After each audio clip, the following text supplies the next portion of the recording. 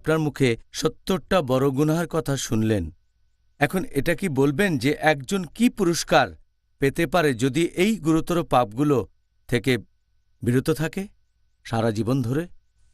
আল্লাহ পবিত্র কোরআনে বলেছেন, সূরা নিসা অধ্যায় নম্বর 4 আয়াত নম্বর 31, যে যদি তোমাদেরকে যা নিষিদ্ধ করা হয়েছে তার মধ্যে যা গুরুতর সেগুলো থেকে বিরত থাকো,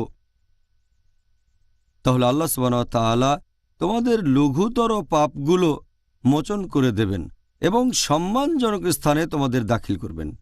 তার মানে যদি বড় গুনাহ থেকে বিরত থাকেন, আল্লাহ সুবহানাহু ওয়া তাআলা আপনার ছোট ছোট পাপগুলো সব মুছে দেবেন। তার মানে আপনাকে বেহেশতে জায়গা দেবেন। আল্লাহ এটা আবার বলেছেন সূরা শুরা অধ্যায় নম্বর 42 আয়াত নম্বর 37। আল্লাহ বলেছেন যে যদি তোমরা বিরত থাকো গুরুতর পাপ ও অশ্লীল কাজ থেকে, এবং তারা যখন কারো উপর রেগে যায় কিন্তু তারপরও ক্ষমা করে, এখানে বলা হচ্ছে তাদের কথা যারা বেহেশতে যাবেন।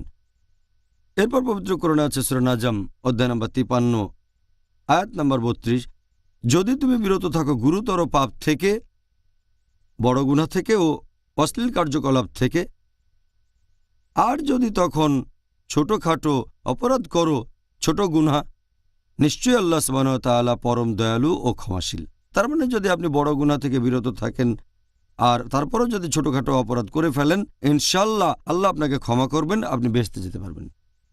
একটা হাদিস মুহাম্মদ সাল্লাল্লাহু আলাইহি ওয়াসাল্লামের, এটা আছে সহিহ মুসলিমে খণ্ড নম্বর 1 হাদিস নম্বর 450, বলা হয়েছে যে দিনের 5 ওয়াক্ত নামাজ আর এক শুক্রবারের নামাজ থেকে পরের শুক্রবারের নামাজ আর এক রমজান থেকে পরের রমজান, এ সময় আপনি পাপ থেকে মুক্ত হতে পারেন যদি এই সময় কোনো গুরুতর পাপ না করেন। তার মানে যদি বড় গুনাহ থেকে বিরত থাকেন আর দিনে 5 ওয়াক্ত নামাজ পড়লেন, এক শুক্রবার থেকে পরের শুক্রবারের নামাজ, এক রমজান থেকে পরের রমজান, আপনার সব গুনাহ ক্ষমা করা হবে যদি আপনি বড় গুনাহ থেকে বিরত থাকেন। যদি বড় গুনাহ থেকে বিরত থাকেন, ইনশাআল্লাহ আপনি বেহেশতে যেতে পারবেন। মাশাআল্লাহ, তাহলে তো বিরত থাকার ভালো কারণ পাওয়া গেল। এখন আমাদের অনুষ্ঠানের বাকি